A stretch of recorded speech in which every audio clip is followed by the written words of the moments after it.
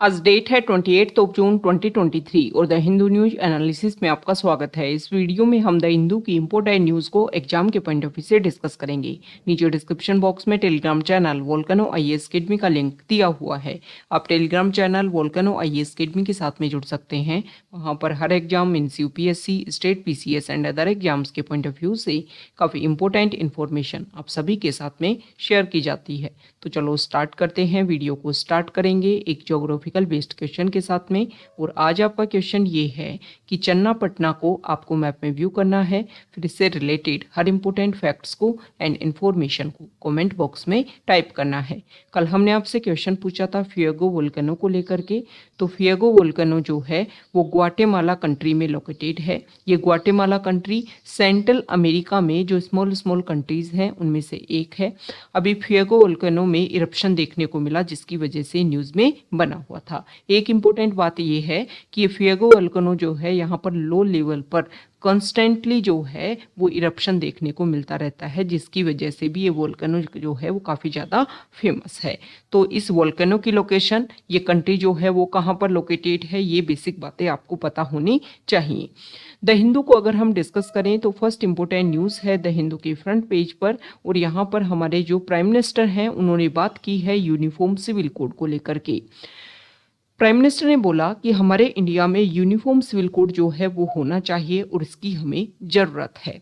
Okay, तो uniform civil code के बारे में अगर हम बात करें तो हमारा जो कॉन्स्टिट्यूशन है उसका पार्ट 4 है DPSP, directive principle of state policy. उसमें बात बोली गई है कि स्टेट की ये रिस्पॉन्सिबिलिटी है कि throughout the country uniform civil code जो है वो होना चाहिए, और आर्टिकल 44 में ये बात बोली गई है।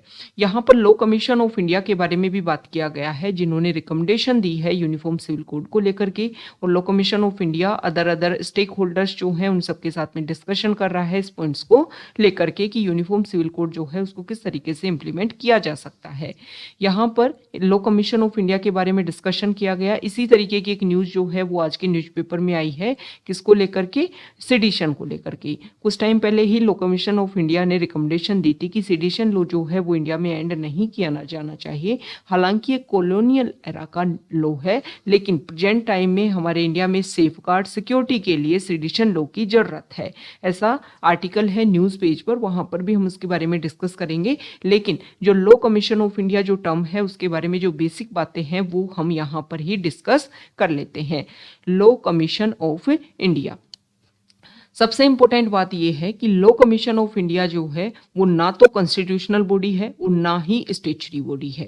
तो फिर क्या है लॉ कमीशन ऑफ इंडिया? ये एक एग्जीक्यूटिव बॉडी है। ये आपको बेसिक बात सबसे पहले तो ध्यान में रखना है।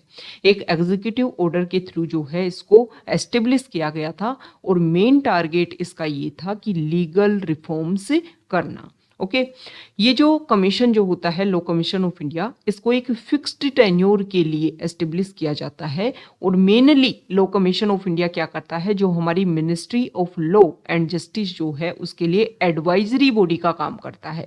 मतलब लॉ में कहाँ कहाँ पर चेंज किया जाना चाहिए, तो रिकमेंडेशन के बेसिस पर जो है ये अपने सजेशन प्रोवाइड करता है, और फिर उन लॉ में जो है वो चेंज किया जा सकता है।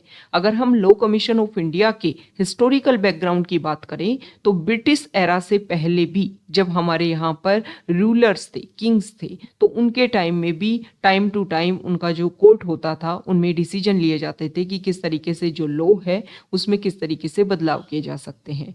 फिर अगर हम बात करें जो ब्रिटिश रूल हमारे इंडिया के ऊपर था, तो उस टाइम में 1833 का जो चार्टर एक्ट था उसमें सबसे पहले इस कमीशन के बारे में बात की गई थी, लॉ कमीशन ऑफ इंडिया के बारे में। लॉर्ड मैकेले जो है उनको यहाँ का फर्स्ट चेयरमैन बनाया गया, और उसके बेसिस पर ये सारी बातें एस्टेब्लिश करने की बात की गई।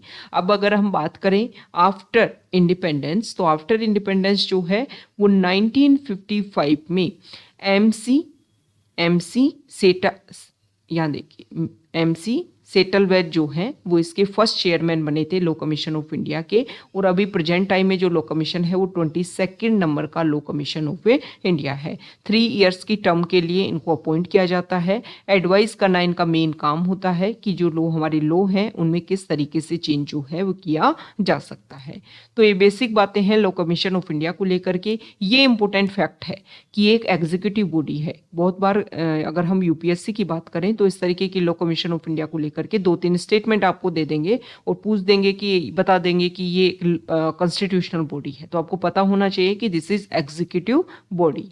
ओके, तो ये हमने बात की लॉ कमीशन ऑफ इंडिया के बारे में and UCC uniform civil code के बारे में। यूनिफॉर्म सिविल कोड होता क्या है? देखिए, थ्रू आउट द कंट्री जो है वो जैसे कि मैरिज को लेकर के, डाइवोर्स को लेकर के, अडॉप्शन को लेकर के, या फिर अगर हम बात करें जो भी अदर जैसे प्रॉपर्टी को लेकर के डिवीजन किस तरीके से किया जाए, और जो भी इनहेरिटेंस जो होता है, इन सभी को लेकर के जो है वो ओवरऑल इंडिया में एक लॉ होना चाहिए। मतलब कम्युनिटी के बेसिस पर, रिलीजन के बेसिस पर अलग अलग लॉ जो है वो ना होना चाहिए।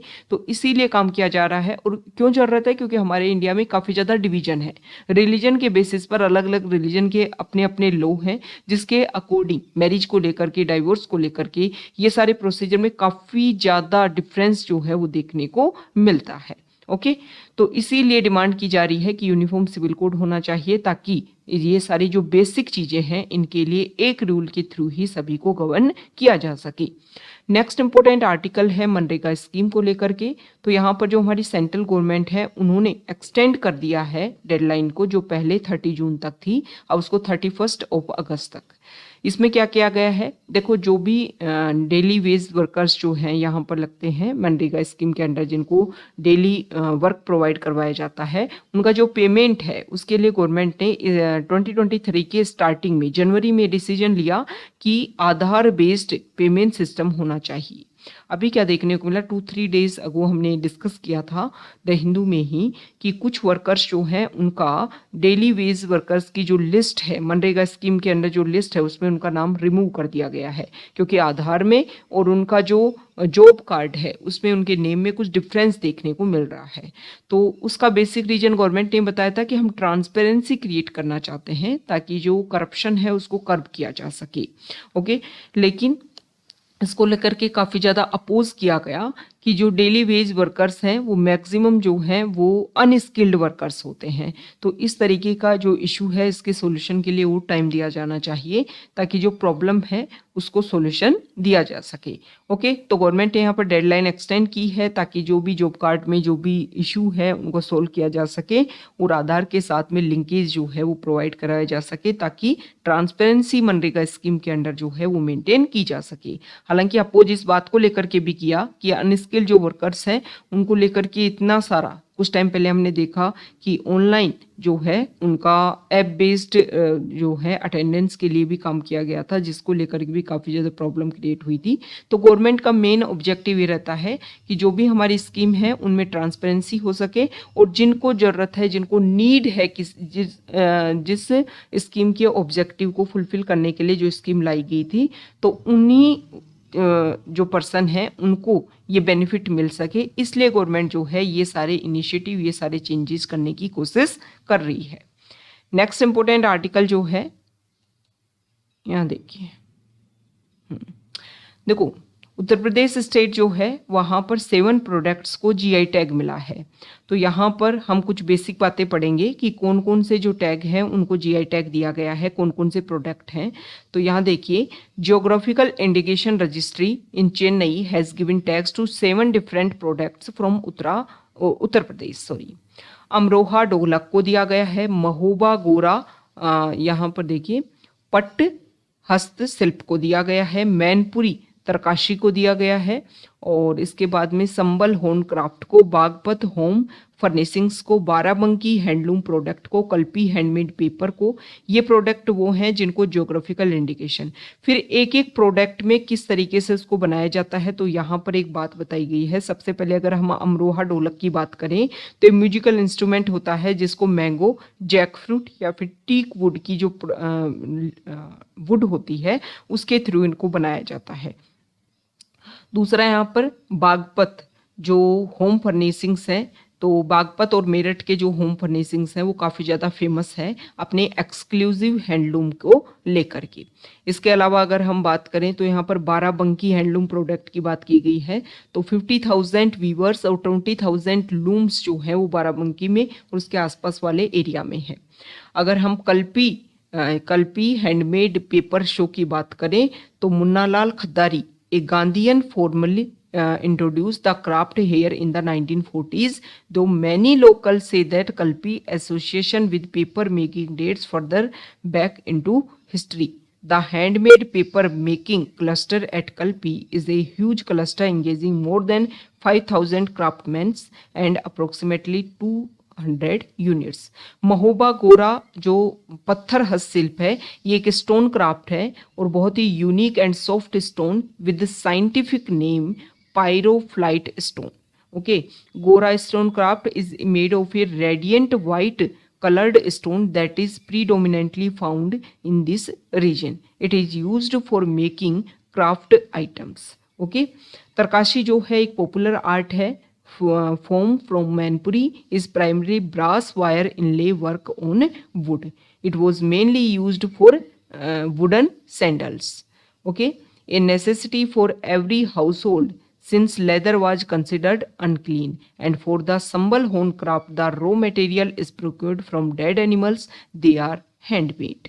तो ये अलग अलग जो हैं, जो भी यहाँ पर आर्ट को या जो भी प्रोडक्ट्स हैं जिनको ये जीआई टैग दिया गया है, जियोग्राफिकल इंडिकेशन, एक तरीके से किसी स्पेसिफिक एरिया में कोई प्रोडक्ट जो बनता है उसको फेमस करने के लिए या उसको सारी जो फेम देने के लिए या उसको रिकॉग्नाइज करने के लिए जियोग्राफिकल इंडिकेशन टैग जो है वो दिए जाते हैं। वो टाइम टू टाइम अलग अलग एरिया से इस तरीके की डिमांड देखने को मिलती है।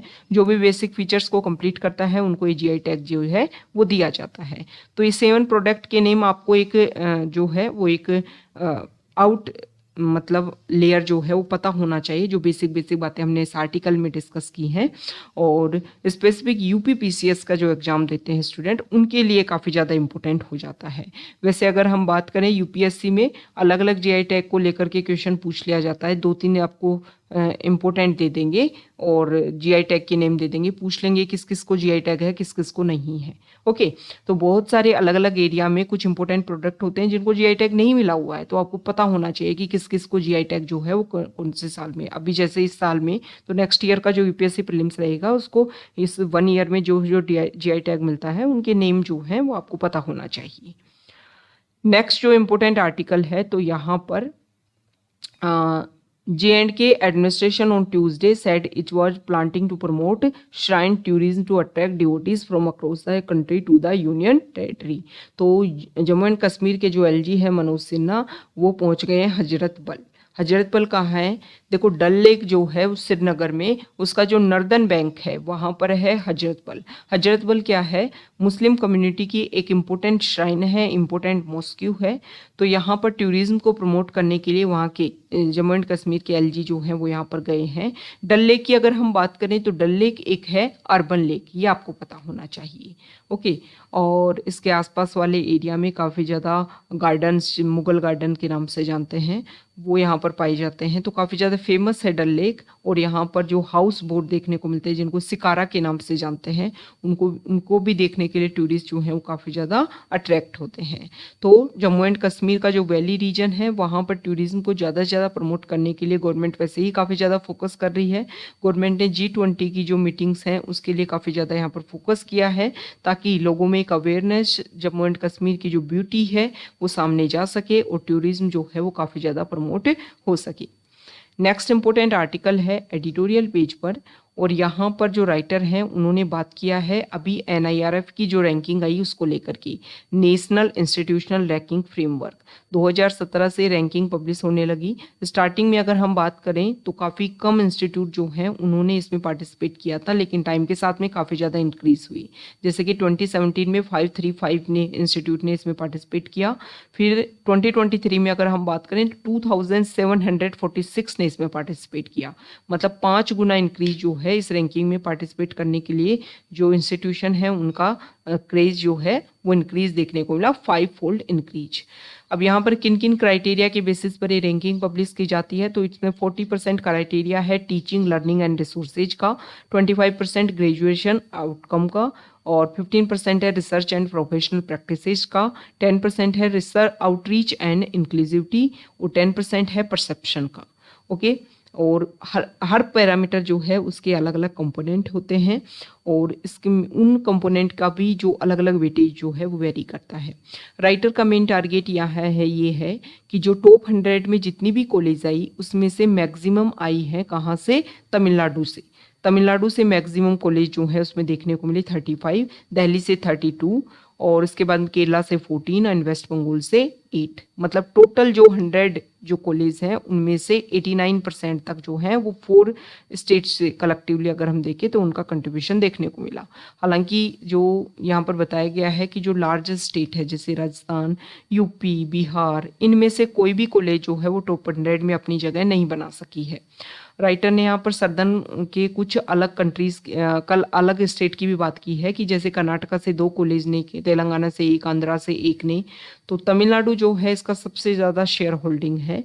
सर्दर्न पार्ट्स में जो 4 स्टेट्स ने अपना क्राइटेरिया 17% कंप्लीट किया टॉप 100 में, तो उनसे डबल अकेला तमिलनाडु जो है वो कवर करता है।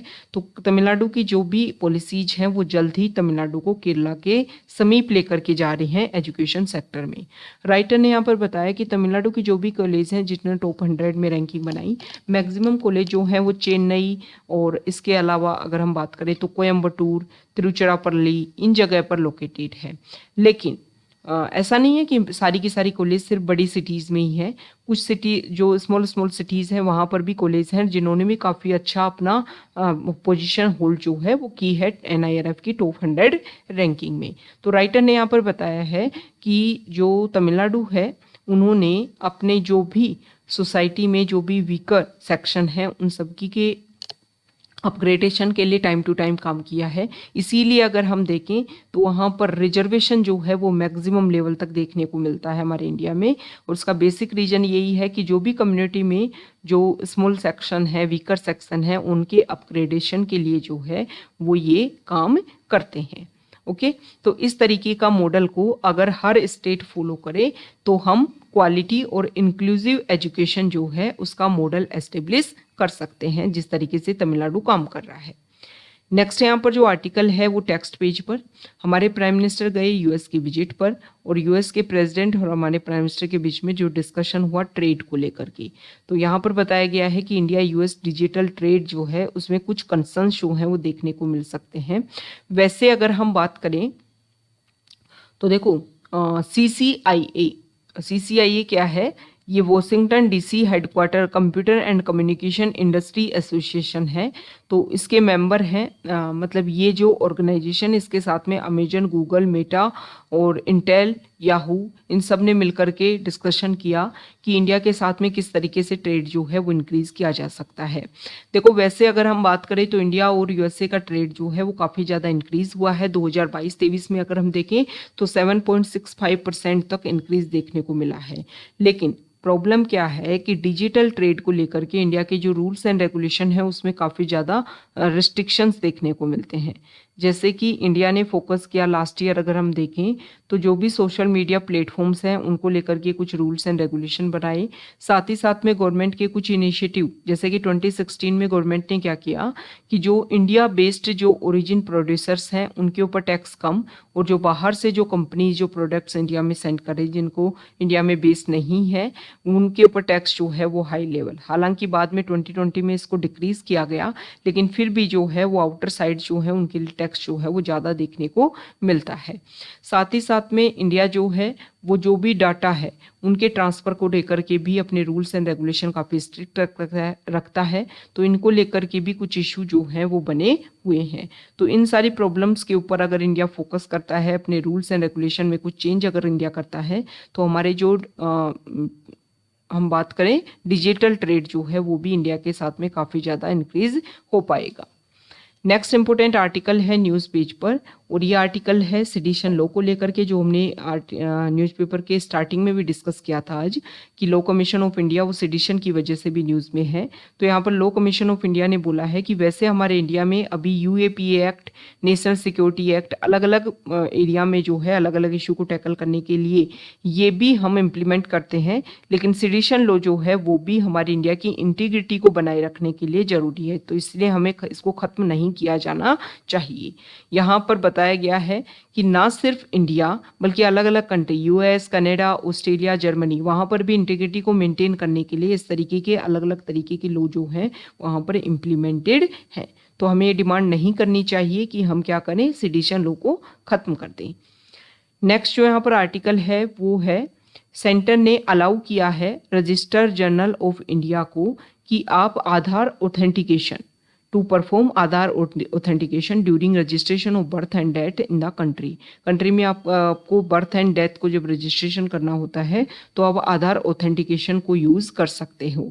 हालांकि ये मैंडेटरी नहीं है, ओके ऐसा नहीं है कि आधार के थ्रू ही सारे जो डाटा हैं उनको एक्सेस किया जाए, लेकिन ऐसा किया जा सकता है, ये बातें यहाँ पर बोली गई हैं। ओके तो रजिस्टर जनरल ऑफ इंडिया की यहाँ पर बात की गई है। रजिस्टर जनरल ऑफ इंडिया जो है इस ऑर्गेनाइजेशन को 1951 में जब हमारी सेंसस कंडक्ट करवाई जा रही थी आफ्टर इंडिपेंडेंस, तब इसको एस्टेब्लिश किया गया था, और 1949 में सबसे पहले इस ऑर्गेनाइजेशन को register general and ex officio census commissioner के रूप में इसको एस्टेब्लिश किया गया था। मेन टारगेट ये था कि पॉपुलेशन के डाटा जो है उनको इकट्ठा किया जा सके।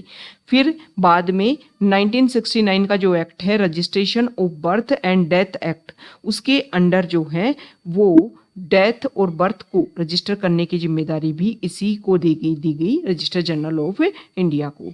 अभी प्रेजेंट टाइम में क्या करता है, हमारे इंडिया में जो डेमोग्राफिक सर्वे हैं उनके रिजल्ट्स को एनालाइज करता है, कंडक्ट करता है और अरेंज करता है। साथ ही साथ में सेंसस ऑफ इंडिया और लिंग्विस्टिक सर्वे ऑफ इंडिया, इन दोनों में जो भी डाटा आते हैं उनको एनालाइज करता है, उनको कंडक्ट करता है, उनको अरेंज करता है। ओके तो ये बेसिक बात जो है वो रजिस्टर जनरल ऑफ इंडिया को लेकर के आपको पता होना चाहिए। नेक्स्ट इंपोर्टेंट आर्टिकल जो है, तो यहाँ पर बात की गई है टोमेटो को लेकर के। देखो टोमेटो के प्राइस जो है वो ज़्यादा देखने को मिल रहे हैं, तो अपोजिशन पार्टीज ब्लेम कर रहे हैं कि सेंट्रल की पॉलिसी जैसी रही जिसकी वजह से प्रॉब्लम हुई। देखो टमाटो जो है उसकी 2 बार एग्रीकल्चर की जाती है, रबी टाइम में भी और खरीफ टाइम में भी। तो रबी टाइम में अगर हम बात करें तो रबी टाइम में क्या होता है, मार्च टू मतलब रबी के टाइम में इसकी सैपलिंग्स तैयार की जाती है और मार्च से इसका प्रोडक्शन स्टार्ट होता है और लगभग अगस्त तक इसका प्रोडक्शन देखने को मिलता है रबी क्रॉप का। उसके बाद में अगस्त से जो है वो खरीफ क्रॉप का प्रोडक्शन स्टार्ट होता है और दिसंबर जनवरी तक जो है उसका प्रोडक्शन देखने को मिलता है। तो हमें ये बात पता होनी चाहिए कि 2 बार टमाटो का प्रोडक्शन होने को देखने को मिल रहा, लेकिन मार्च अप्रैल के टाइम में क्या हुआ कि पेस्ट अटैक देखने को मिला, साथ ही साथ में जो हीट है वो ज़्यादा लेवल पर देखने को मिली। तो बहुत सारे फार्मर्स जो हैं उन्होंने खरीफ क्रॉप के लिए सैपलिंग्स तैयार नहीं की।